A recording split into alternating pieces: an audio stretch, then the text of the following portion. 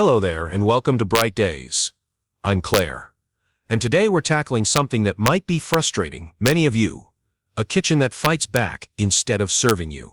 Meet Margaret, a vibrant 78-year-old who lives in a cozy one-bedroom apartment. Despite her incredible talent for baking lemon squares that her grandchildren adore, Margaret finds herself increasingly avoiding her kitchen. I used to bake twice a week, she told me. But now, finding anything in these cabinets feels like an expedition. With arthritis in her hands and slightly diminished eyesight, Margaret's cluttered kitchen counters and disorganized drawers have become genuine obstacles to her independence. Then there's Richard, 75, who shares a spacious family home with his wife of 50 years, a retired engineer with a methodical mind. Richard is baffled by how his once efficient kitchen has turned into what he calls a puzzle I can't solve. After recent back surgery, reaching into deep cabinets or bending for pots has become not just inconvenient, but painful.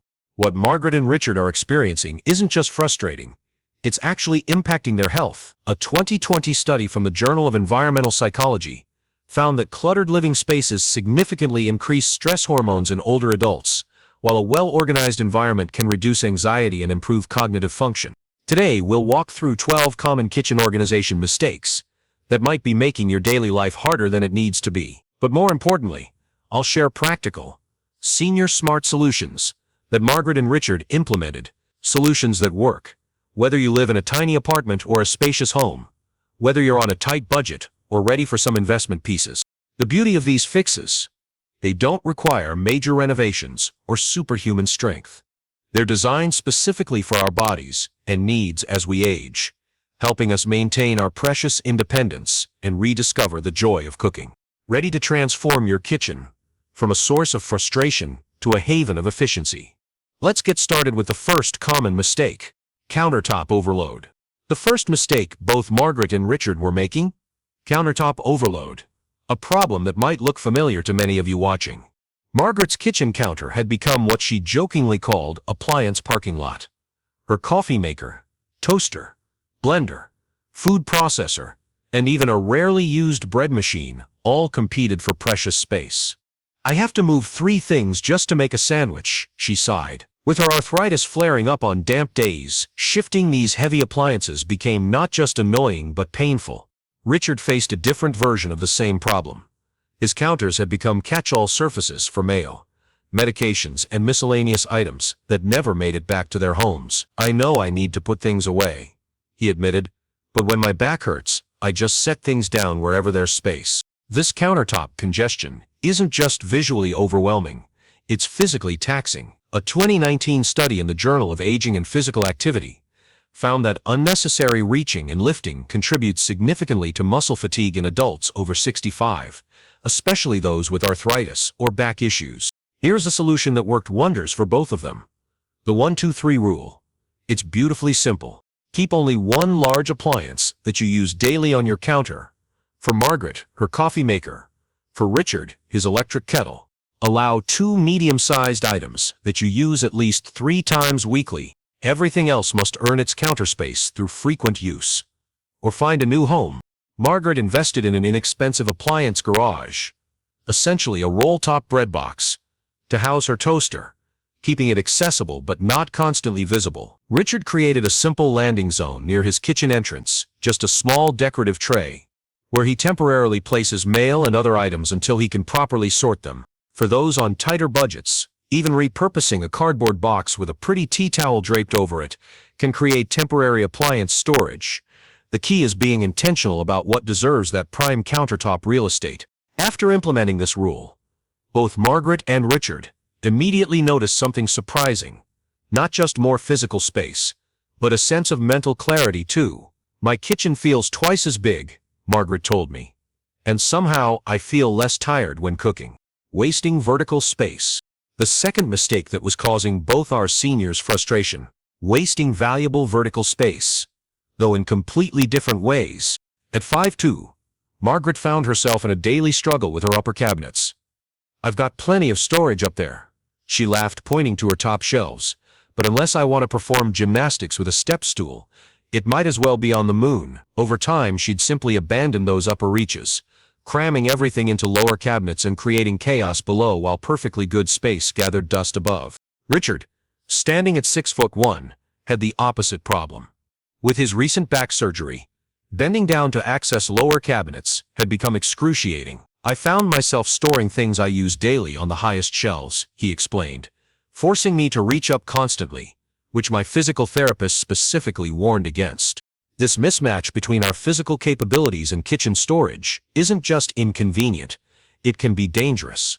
According to a 2021 study in the Journal of Ergonomics, improper reaching and bending accounts for 34% of household injuries in adults over 7. Helen Myers, an ergonomics specialist, notes that the ideal reaching zone for seniors is between mid-thigh and shoulder height, regardless of how tall or short you are. The solution? Strategic vertical organization based on your specific needs. Margaret invested in a simple pull-down shelf system for her upper cabinets, a clever device that brings high shelves down to accessible heights with a gentle pull. For less than $30 per cabinet, these transformative tools eliminated her need for wobbly step stools. She now stores lighter, less frequently used items, like holiday serving platters, on these shelves. Richard opted for a different approach. He installed several mid-height pull-out drawers in his lower cabinets, allowing him to access pots and pans without bending deeply. For items he previously stored up high, he purchased an inexpensive reaching tool with a secure grip. Both implemented the frequency and weight rule. Items used daily belong at waist to shoulder height, with heavier items at waist level. Lighter, less frequently used items can go higher or lower. The results were immediate. "It's like someone gave me back half my kitchen," Margaret beamed. Richard added, "For the first time since my surgery, I can cook without taking pain medication first." Poorly organized drawers. Our third kitchen culprit might be hiding right under your fingertips. Those chaotic, jumbled drawers that seem to swallow utensils whole. For Richard, with his progressive arthritis, drawer chaos wasn't just annoying. It was painful. "Every time I needed a measuring spoon," he explained, showing me his before photos, "I'd have to dig through this jumble, which made my fingers ache terribly." His utensil drawer had become what he called a metal salad. Spatulas tangled with whisks, measuring cups nested inside each other, and somehow a screwdriver had joined the mix. Margaret faced a different drawer dilemma. "My memory isn't what it used to be," she admitted with a characteristic chuckle.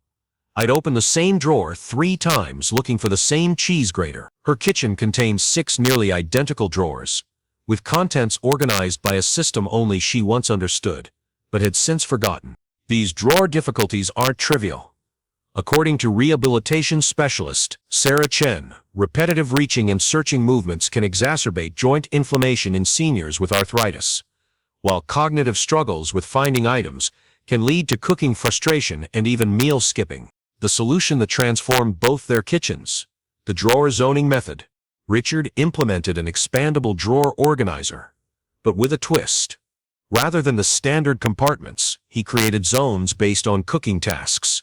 One section for measuring tools, another for stirring implements, and a third for serving utensils. For under $15, this simple organizer eliminated painful digging. He added small bumpers to prevent items from sliding when opening the drawer. Just adhesive furniture pads from the dollar store. Margaret took a different approach, perfect for those on tight budgets. She repurposed small cardboard boxes as drawer dividers, covering them with contact paper for durability. The game changer: she labeled each section with large, high-contrast text. Cheese tools, baking measures, and tea supplies now have dedicated homes. For both seniors, the transformation went beyond organization. "My hands actually hurt less at night," Richard reported after 2 weeks. Margaret beamed. "I haven't lost a single utensil since I set this up, and I'm cooking more because it's not a treasure hunt anymore." A physical therapist who specializes in senior rehabilitation confirms this approach. Organized drawers minimize joint strain and reduce cognitive load, 2 essential factors in maintaining cooking independence as we age. Not grouping similar items together. Our fourth kitchen mistake might sound deceptively simple, but it's one that was silently draining both Margaret and Richard's energy every day. Not grouping similar items together. Margaret's tea-making routine perfectly illustrated this problem. I kept my teapots in the cabinet above the stove, she explained.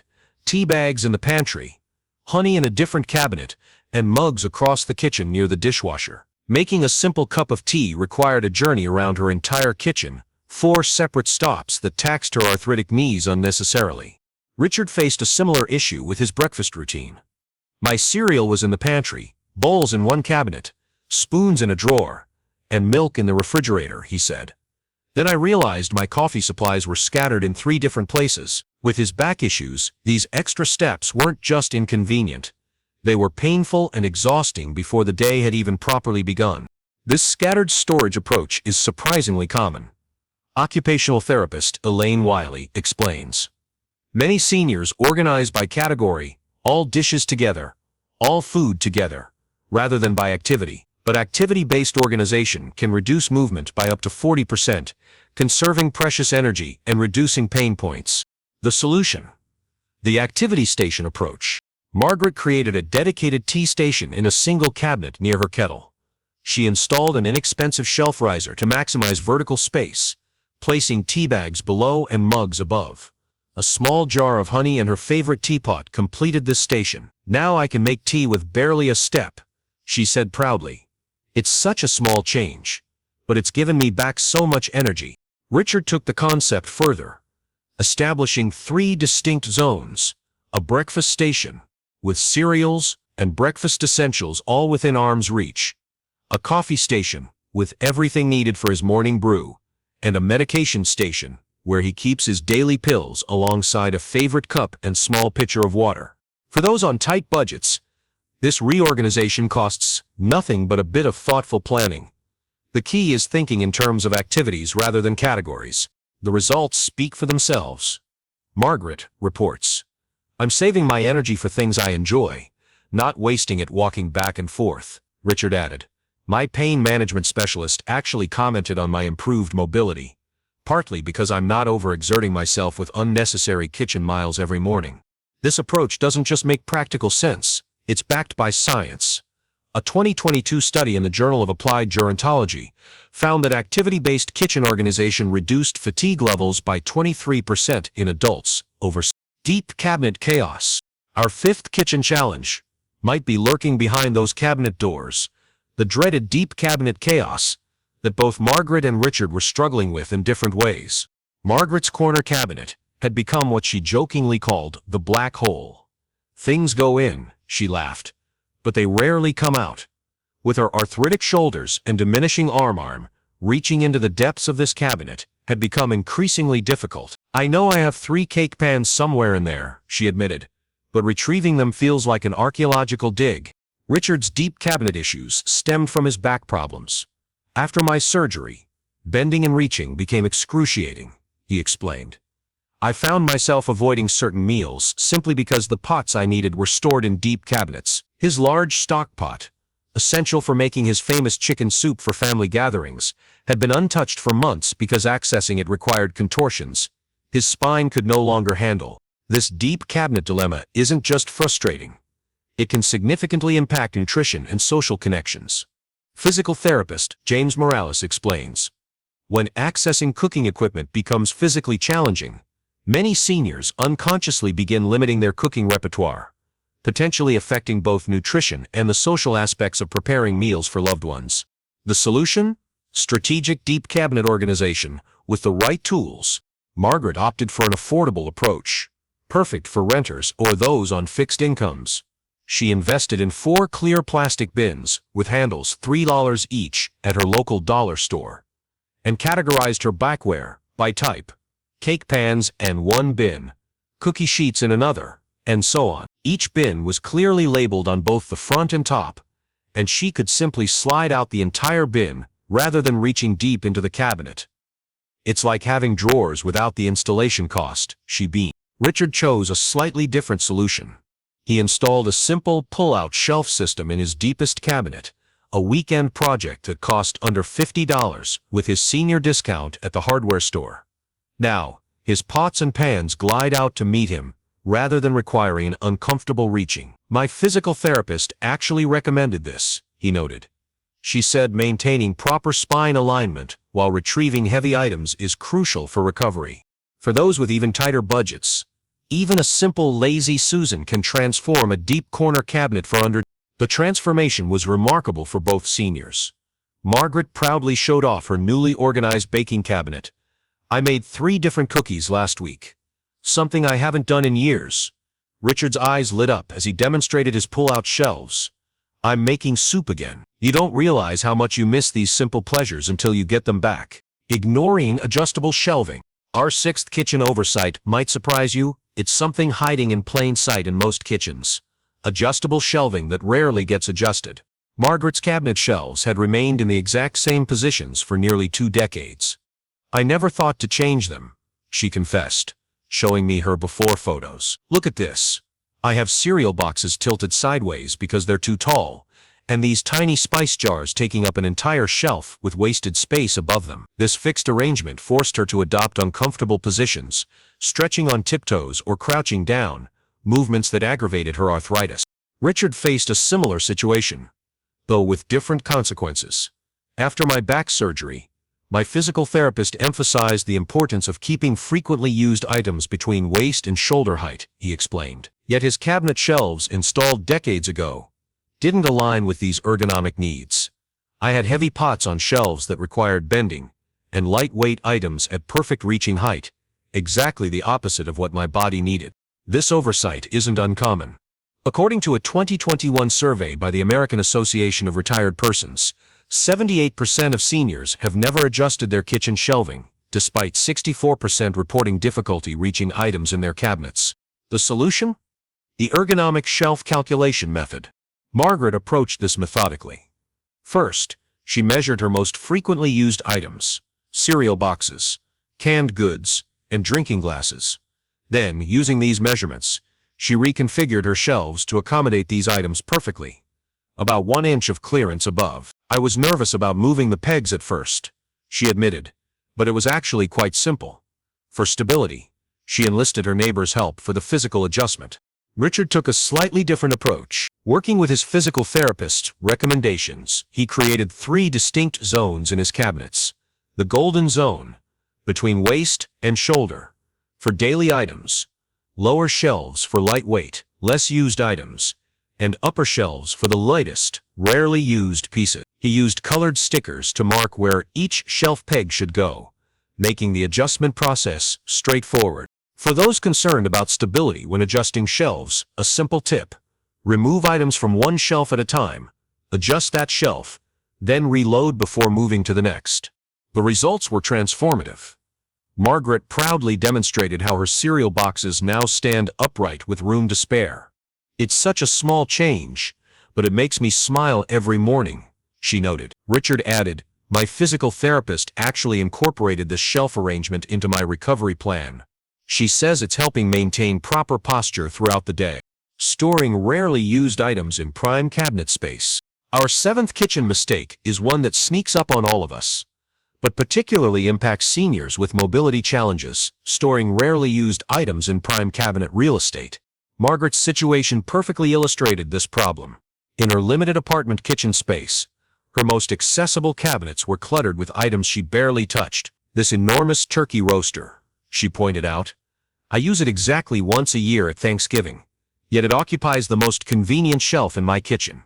Meanwhile, her everyday plates and glasses were stored in higher cabinets, requiring a daily stretch that aggravated her shoulder.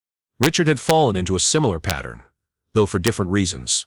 "After my wife and I became empty nesters," he explained, "we stopped entertaining large groups, but all our party serving pieces still occupied the easiest to reach cabinets." His collection of rarely used punch bowls and oversized platters claimed valuable space, while his daily medication, which he needs every morning with breakfast, was stored in a difficult-to-access corner. This misallocation of space isn't just inefficient.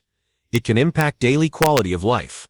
Gerontologist Dr. Lisa Fernandez notes, "For seniors, energy conservation is crucial, wasting precious energy accessing daily items because space is occupied by rarely used objects can contribute to fatigue and frustration." The solution? The 30-60-90 frequency rule. Margaret implemented this system over a weekend. First, she categorized her kitchen items into 3 groups. 30-day items, used daily or weekly. Plates, glasses, medications. 60-day items, used monthly, baking dishes. Blender. 90-day items, used rarely or seasonally. Turkey roaster. Special occasion dishes. Then, she reorganized her cabinets accordingly.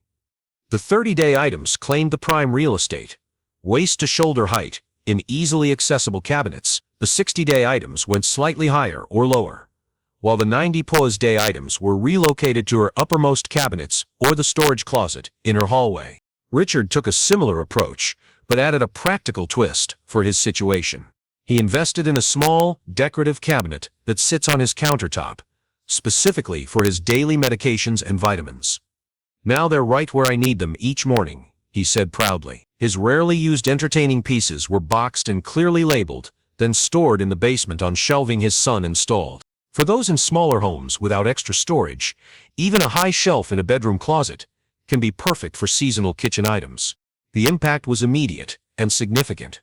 "I've reduced my daily reaching and stretching by at least 75%, Margaret estimated. "My morning routine is so much smoother now," Richard added. "Not only have I not missed a single medication dose since making this change, but I've reclaimed valuable cabinet space for things I actually use." Lack of effective kitchen zoning. Our 8th kitchen challenge might be invisible until you start tracking your movements. Ineffective kitchen zoning that forces unnecessary steps and wastes precious energy. Margaret's tiny apartment kitchen seemed efficient at first glance, but watching her prepare a simple meal revealed the problem. "I was constantly crisscrossing my kitchen," she demonstrated, walking back and forth between her refrigerator and stove multiple times. "By the time I finished making lunch, my knees were aching from all the back and forth." Her cutting board was stored far from her prep area. Utensils were across the room from where she needed them, and her trash can required a complete pivot from her cooking space. Richard's spacious kitchen presented a different version of the same problem. "After my back surgery, my physical therapist actually counted my steps while cooking," he explained. "I was taking 47 steps to make a simple breakfast, completely unnecessary in a kitchen this size." The large dimensions that once seemed luxurious had become challenging as unnecessary distance between work zones taxed his recovering back. This inefficient movement pattern is more than inconvenient. According to research published in the Journal of Environmental Gerontology, excessive movement during routine tasks can increase fall risk by up to 30% in adults over 70, and significantly contributes to physical fatigue. The solution? The modified work triangle approach. Margaret implemented this system by first identifying her 3 primary kitchen activities: preparation, chopping, mixing, cooking, stove, microwave, and cleaning, sink, dishwasher. Then she reorganized her small kitchen to minimize the distance between these 3 points. Her cutting boards and knives now live in a drawer directly beside her prep area. Cooking utensils hang on a small rod adjacent to her stove. A compact trash bin found a new home under her prep space. Richard took advantage of his larger kitchen differently. He created distinct, complete work zones instead of one large triangle. His breakfast station now contains everything needed for morning meals within a 4-foot radius. His baking center keeps all related items together near his counter space, with good lighting. "I've essentially created several mini kitchens within my kitchen," he explained proudly. For those on tight budgets, this reorganization costs nothing but thoughtful planning and an afternoon of rearranging. The results were immediately apparent. Margaret beamed as she demonstrated making lunch with barely a pivot. "My pedometer showed I took 64% fewer steps making the exact same meal," she noted. Richard added, "My physical therapist is amazed at how this simple reorganization has supported my recovery. I'm using proper body mechanics now because everything I need is within easy reach." Poorly placed trash and recycling bins. Our 9th kitchen oversight might seem mundane, but it has a surprising impact on daily comfort.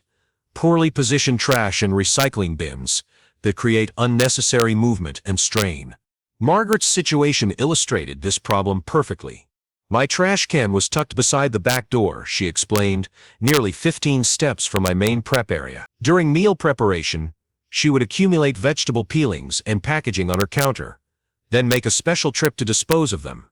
With my arthritic knees, those extra steps added up quickly. Sometimes I'd delay clearing scraps just to avoid the walk, which made my workspace cluttered and less safe. Richard faced a different version of the same issue. After back surgery, my doctor emphasized avoiding twisting motions, he shared. Yet my under-sink trash can required exactly that, a bend and twist that sent shooting pain up my spine. As a result, he developed an unhealthy habit of tossing food scraps into a bowl on the counter, creating both clutter and hygiene concerns.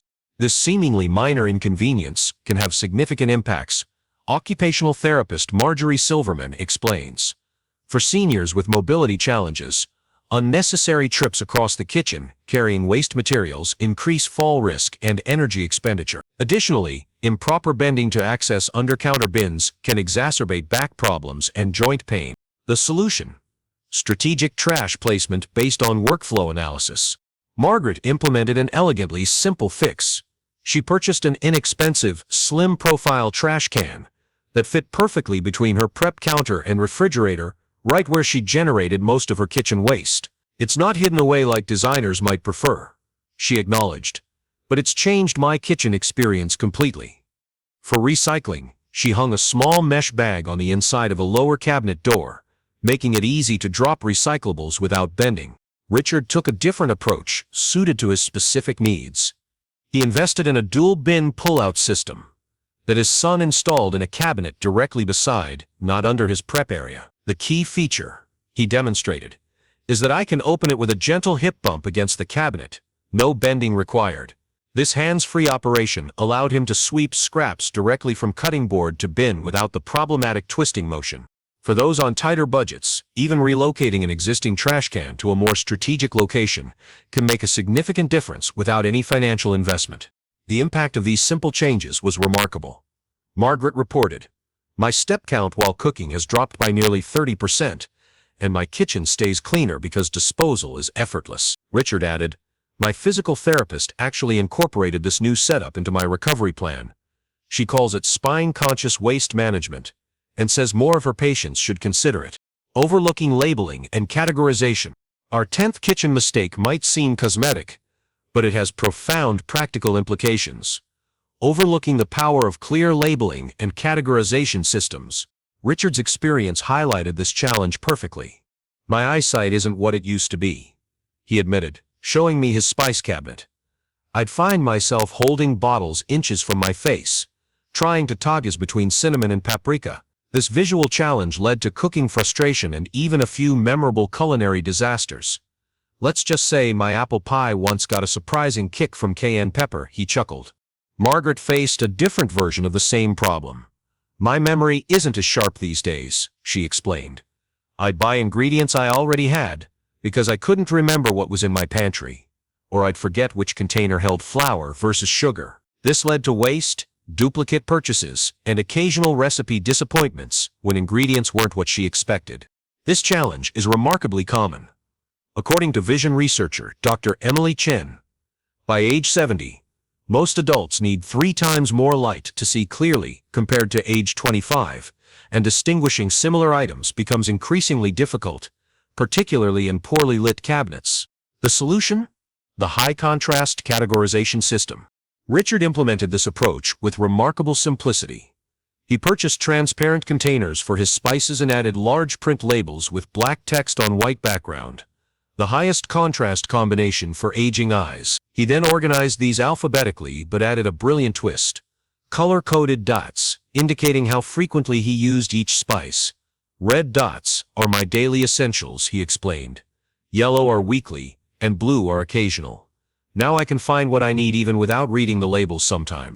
Margaret took a slightly different approach, suited to her memory concerns.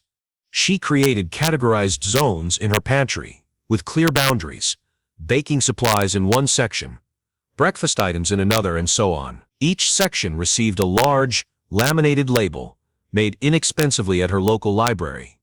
The game changer? She took photos of each organized section with her phone. "Before shopping, I check my photos to see what I already have," she demonstrated. It's eliminated duplicate purchases completely. For those on tight budgets, even handwritten labels on masking tape can make a significant difference when applied consistently. The impact extended beyond simple organization. Richard reported, "Cooking is enjoyable again because I'm not constantly squinting and guessing." Margaret added, "My grocery bills have decreased noticeably because I'm not buying duplicates, and I waste less food because I can see what needs to be used up." Neglecting the undersink area. Our 11th kitchen oversight focuses on an area many of us prefer to ignore, that mysterious territory beneath the kitchen sink that often becomes a chaotic catch-all.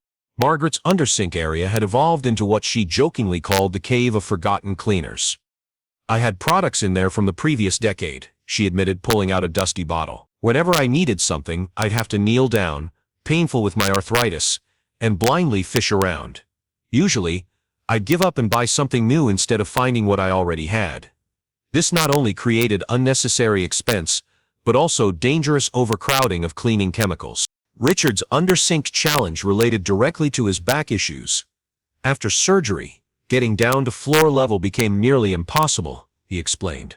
"So this area became completely inaccessible to me. As a result, his everyday cleaning supplies migrated to countertops and visible areas, creating clutter and reducing his workable space.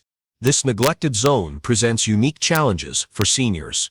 Environmental safety expert Dr. Thomas Rivera notes, "The undersink area combines multiple risk factors.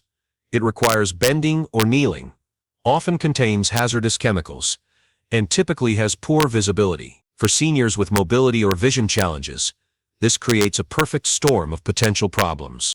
The solution: the functional zone system, specifically designed for undersink spaces. Margaret implemented this approach with remarkable simplicity. First, she conducted a thorough clean-out, disposing of expired or duplicate products properly through her community's hazardous waste program. Then she installed an inexpensive tension rod across the width of the cabinet. From this, she hung spray bottles by their triggers, elevating them for easy access. On the cabinet floor, she placed 2 shallow bins, one for dishwashing supplies and one for less frequently used items. "The key," she demonstrated, "is that I can slide these bins out without bending down, almost like drawers."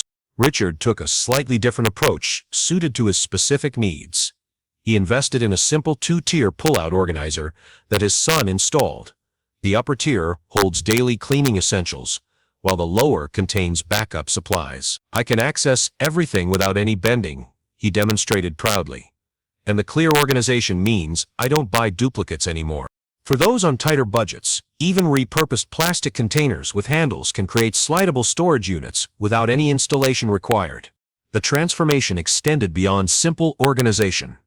Margaret reported, "I've actually saved money because I'm using what I have instead of buying duplicates." Richard added, "My physical therapist was impressed with how this solution eliminated a daily strain point. She's now recommending similar setups to her other patients with back issues." Lack of safety and accessibility. Our 12th and perhaps most critical kitchen oversight isn't about organization at all. It's about creating a space that prioritizes safety and accessibility, something both Margaret and Richard had neglected in different ways. Margaret's kitchen had several hidden hazards she'd simply grown accustomed to. "This small rug by my sink," she pointed out, "has no non-slip backing. I've caught myself sliding more than once." Her lighting was another concern. A single overhead fixture cast shadows precisely where she needed to see clearly for chopping and reading recipes. Additionally, her cabinet handles were small round knobs that her arthritic fingers struggled to grasp firmly. Richard faced different safety challenges. "After my back surgery, I realized how many things in my kitchen required bending or reaching," he explained. "Frequently used items stored in low cabinets, step stool with wobbly legs for higher shelves, and electrical cords that crossed walking paths all created potential hazards.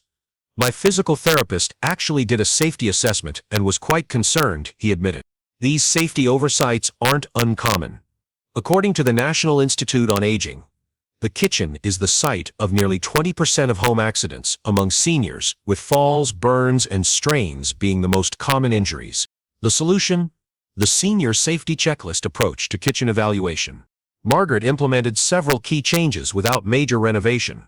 First, she added non-slip backing to her kitchen rugs and removed a small throw rug that served no practical purpose. Next, she installed inexpensive under-cabinet LED lighting strips that illuminated her work surfaces without any complex wiring. The difference is remarkable, she demonstrated, chopping vegetables with confidence. Finally, she replaced her round knobs with larger D-shaped pulls that required no gripping strength to use, a weekend project that cost under $40 but transformed her daily experience. Richard's safety upgrades focused on movement patterns. He installed a sturdy grab bar, disguised as a towel rack, near his cooking area, for stability.